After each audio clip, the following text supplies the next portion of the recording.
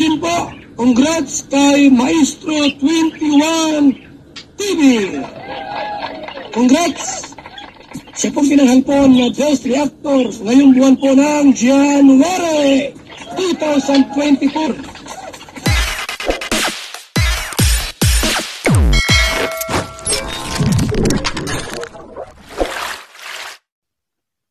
Okay guys, isa na muling mapagpalang umaga, tanghali, gabi sa inyong lahat. Sana po ang lahat ay nasa mabuting kalagayan at ligtas po sa anumang kapahamakan. Ako po muli ang inyo pong lingkod, Maestro 21 TV. At sa ating pong video ngayong araw na ito, tayo po muli ay magbibigay ng ating reaction video tungkol po doon sa interview po ni Kaprom the Vlog kay Kalingap Dan, okay? So siguro po ay marami na po sa inyo ang nakapanood na po ang naturang interview po ni Kalingap Dan. Interview po ni Kaprom the Vlog kay Kalingap Dan at dito po ay tinatanong kung sino po yung napupusuan niya o ano po yung ideal girl ni Kalingap Dan sapagkat sa edad po niyang ngayon ay parang hindi pa po nakakapamili ng partner po si Kalingap Dan ng habang buhay na partner si Kalingap Dan. Okay? So bago po yan, isa munang pagpupugay at pagbati po sa ating ama at founder po ng Kalingap, Kuya Bal Santos Matubang, Ate Edna Vlog, Kalingap Rob, Ruelo Malalag, Kalingap Dan, and Kuya Brooks Vlogs. Shout out din po sa ating mga kasamahan po dyan sa Karepa, Kalingap Reactor Partners, sa pamumuno po yan ni Javier De Leon, aka Birador. At siyempre, may kalad shout out sa ating mga kasamahan, masisipag pong Kalingap Partners, Charity Vloggers. Magandang araw po sa inyong lahat.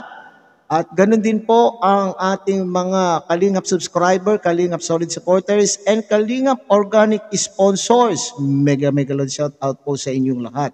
Ganun din po sa ating mga kapatid po dyan sa Team Siomai ng Kalahi Community at ang buong Kalahi Community. Magandang umaga, magandang tanghali at magandang gabi po sa inyong lahat. Alright? So tunghayan po natin ang interview po ni Kaprom the Vlogs ay Kalingap Dan at dito po tayo magbabase po ng ating reaction.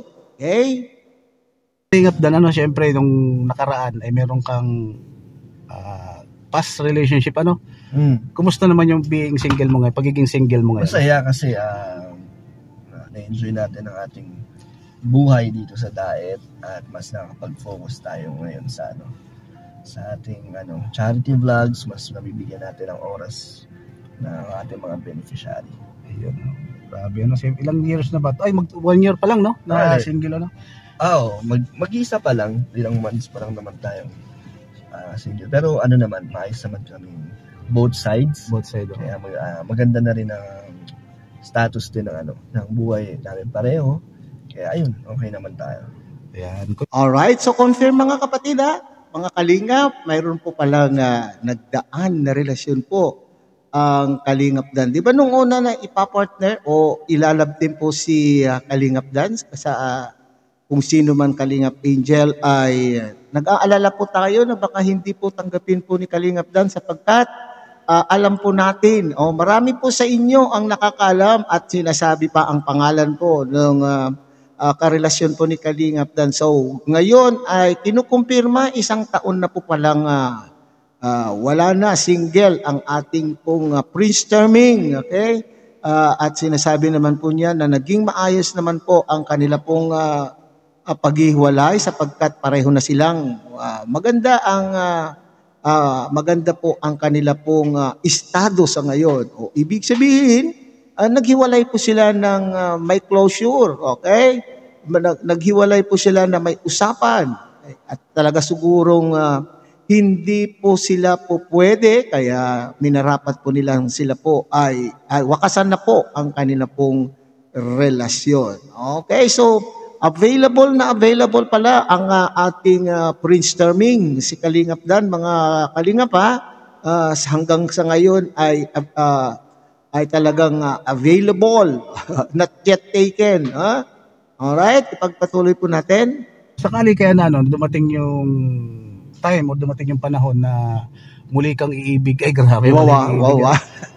Ano ba yung pinaka hinahanap mo sa isang babae?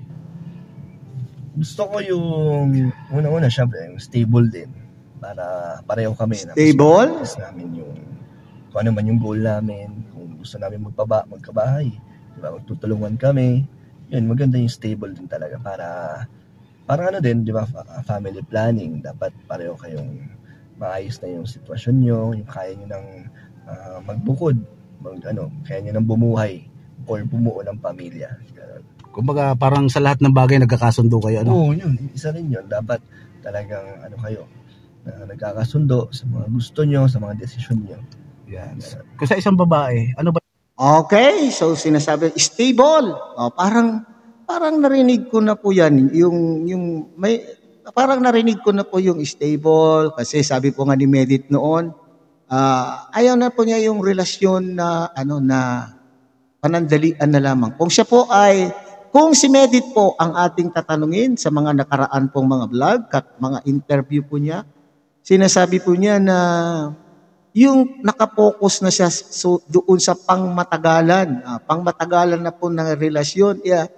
Parang itong nauulinigan ko sa pagsagot po ni Kalingap Dan, mga Kalingap, ay talaga naman pong parang medyo hawig doon sa mga hinahanap po nila na magiging partner habang buhay.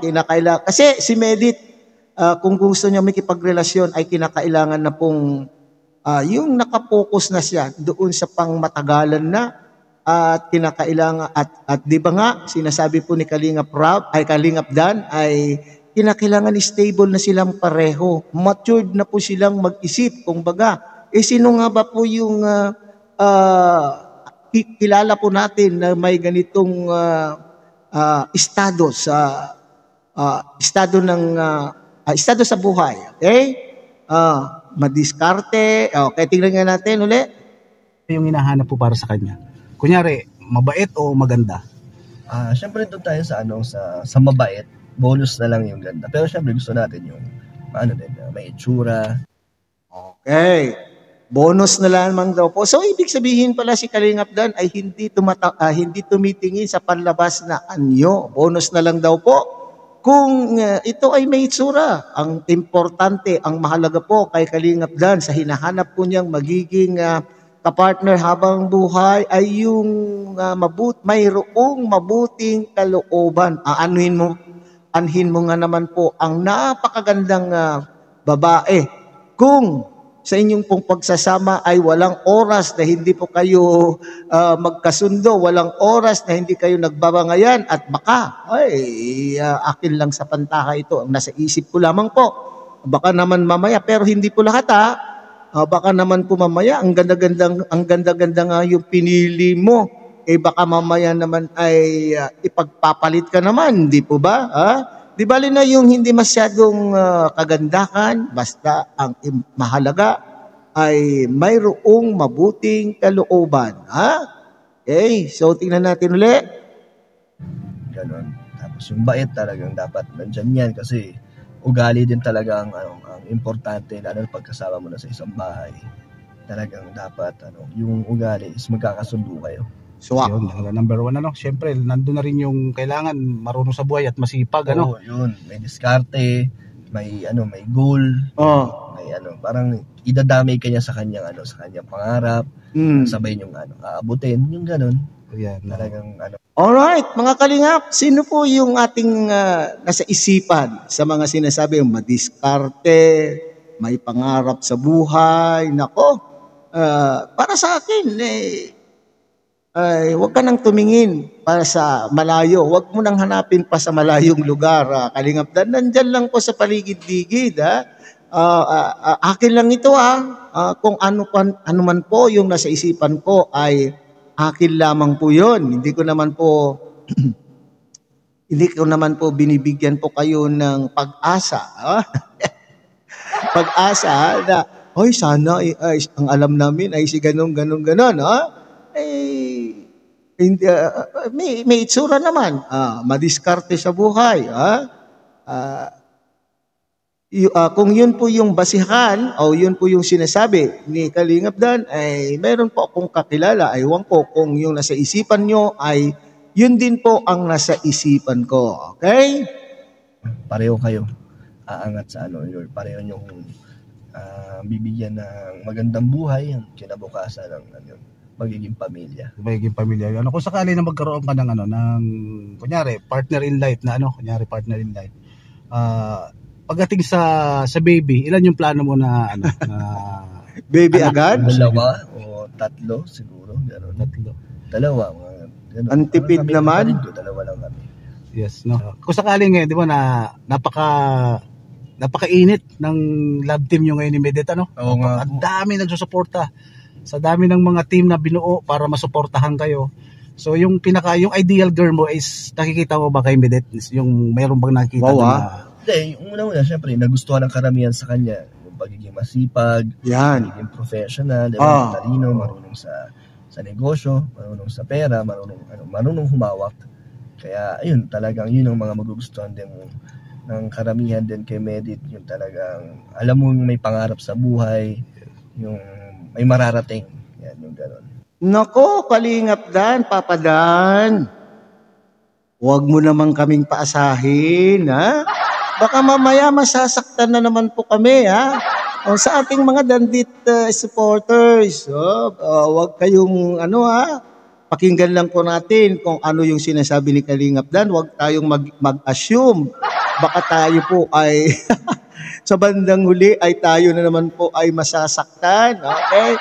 So, yan lang po yung pinapangarap ni Kalingap Dan. At least sinasabi po niya dito sa kanyang interview kung ano yung ideal girl niya. Pero wag po tayong asyumera. Ha? Baka tayo po ay masasaktan. Diretsuhin mo na kasi, Kalingap Dan. Wag mo na kaming takaw-takawin pa. Ha? Huwag mo na kaming takawin, sabihin mo na, tutuhanin mo na, Kalingap Dan. Ha? Para nang sa ganun ay maraming mga supporters ang masisiyahan. Huwag mong pakinggan ng supporters, huwag kang magbabase sa supporters, Kalingap Dan. Kung magbase ka kung ano ang iyong nararamdaman, is it for real na ang iyong nararamdaman o hindi? Kasi after all, hindi naman po yung mga viewers o hindi naman po yung mga supporters ang iyong makakasama habang buhay. Buhay mo po yan. So kinakailangan timbangin mo ang iyong sarili kung ano na po ang kanya po ang tinitubok ng iyong puso. Ano na po ang ibinubulong ng iyong puso. Siya na ba? Siya na nga ba? Tutuhanin mo na. Sa edad mong po yan ay talaga naman pong medyo malapit-lapit ka ng mawala sa, ano tawag doon? Mahuhuli sa biyahe. Ipaglaban mo na kung ano yung tinitibok ng iyong puso, pakiramdaman mo na. Kung ito ay siya na, ay nako, ituloy na at baka ikaw pa ay maunahan pa ng iba. Maunahan ka pa ng iba. So, ibig sabihin sa yung katangian na ni Medet, mayroon kang mga nagustuhan doon para sa kanya. Yeah, yun yung mga parang mga hinahanap ko rin para maging maging successful kayo bilang mag-partner. Yan, ganun. Grabe, napaka-diskarte talaga ni Medet, di ba? Kumbaga, bilang ako, kung sakali ako yung single, single at naghahanap ng partner sa buhay, siguro, isa rin si Medet na yung parang may nagugustuhan ako ng mga sa kanya. Baka hindi siya mahirap mahalin, Correct. Mabait siya, di ba? Mabait. May itsura. Oo. Napaka-professional, nandun na talaga yung basta lahat pa kumbaga package sa kanya package mo na ilang years pa para kumbaga mag-settle down kung lumagay ka na sa seryosong pamumuhay. Sa ngayon kasi parang hindi naman sa ayoko, parang hindi pa ako ready kasi wala pa naman ako sariling bahay. Parang yun din yung isa ko sa mga gusto bago mag-asawa, may sariling bahay na o may naipundar na ako sa sarili ko. Yun.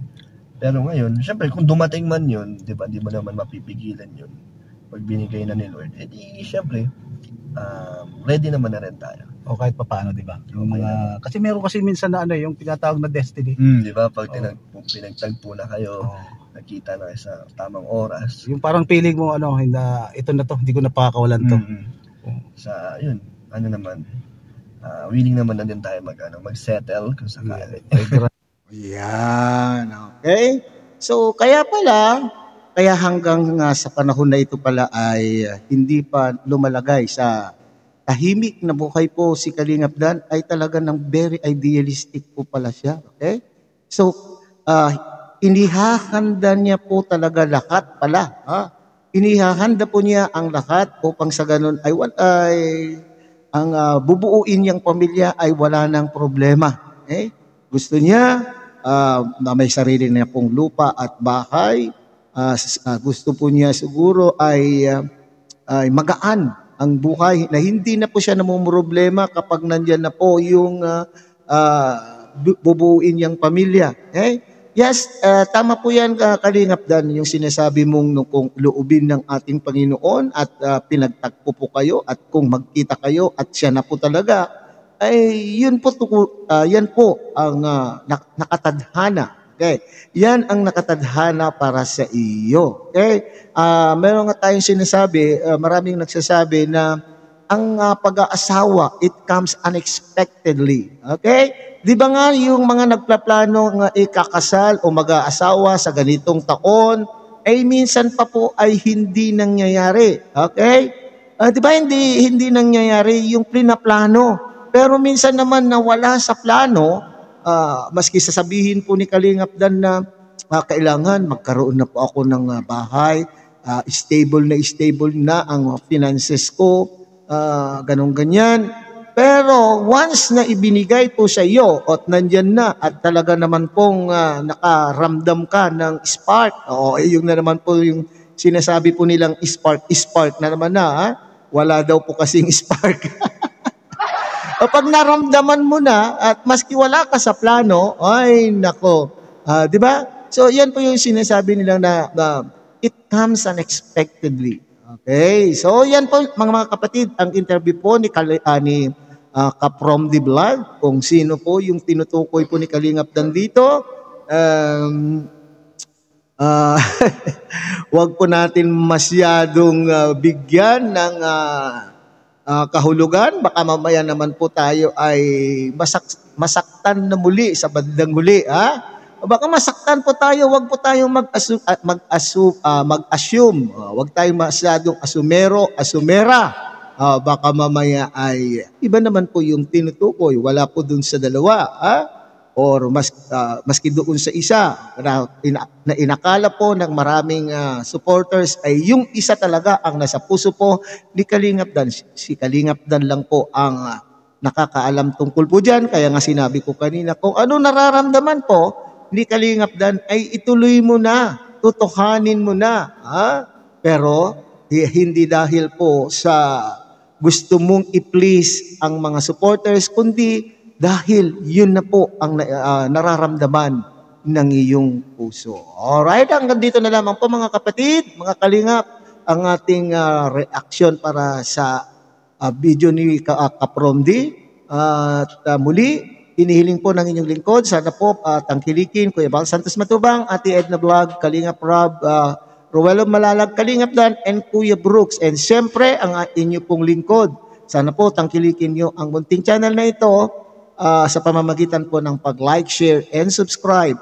At pindutin na rin po ang notification bell para sa susunod pa po natin gagawing mga reaction video ay magsama-sama po tayong muli.